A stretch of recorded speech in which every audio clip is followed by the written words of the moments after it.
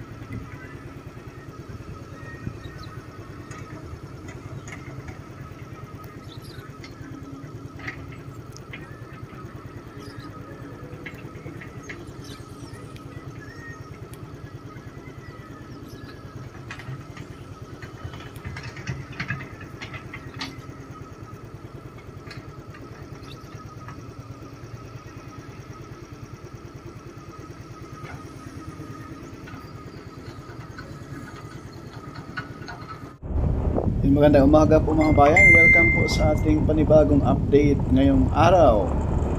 Okay, samahan niyo po si Jorge Studio. Atin pong i-update ang package C tsaka B mga bayan. Atin pong puntahan kung ano na po ang progress sa ngayong umagang ito, linggo, no?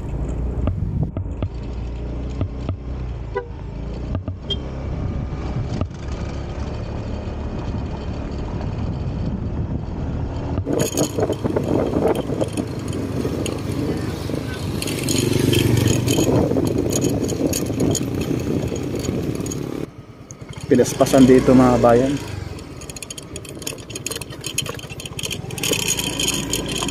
Ang paggawa.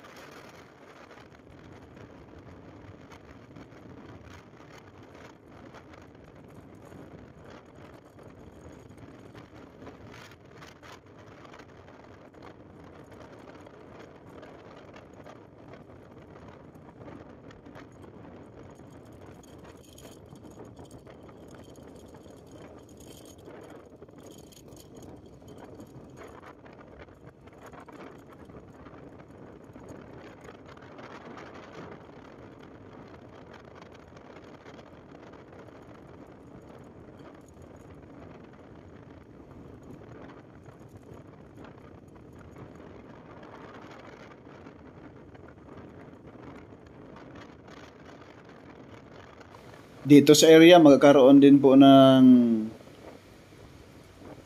concrete box culvert mga kabayan. Ganito po ang ilagay rito, no? Yung ilalim, yan na po yung service road. Ang sa taas, yan na po yung mismong expressway.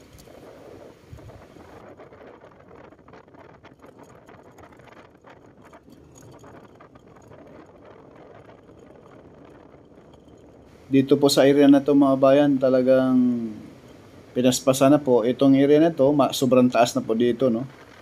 Ayan.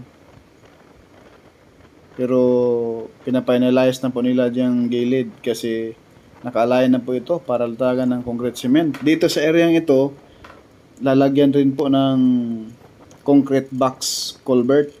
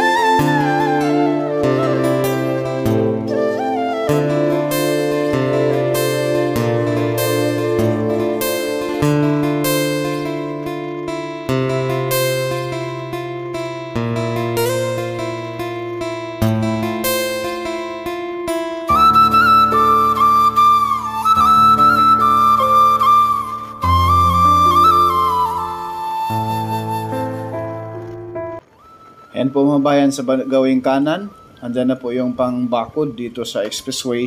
Ayan po, nakatambak na po rito, napakarami na, no? Tambak na po yan mga bayan dyan.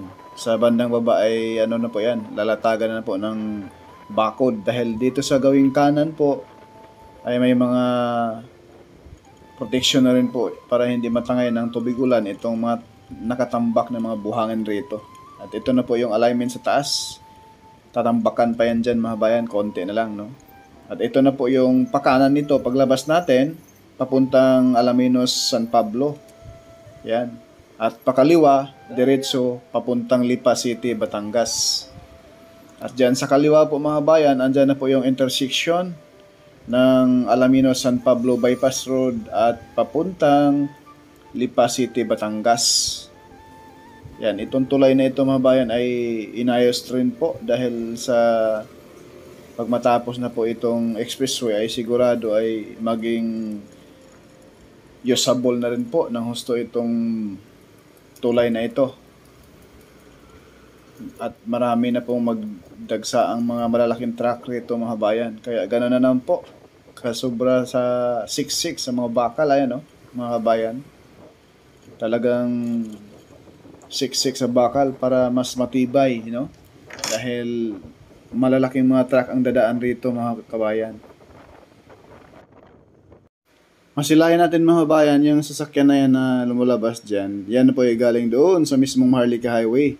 At yung kaharap sa ating kamera, papunta na po yan ng Lipa City, Batangas, dire-diretso.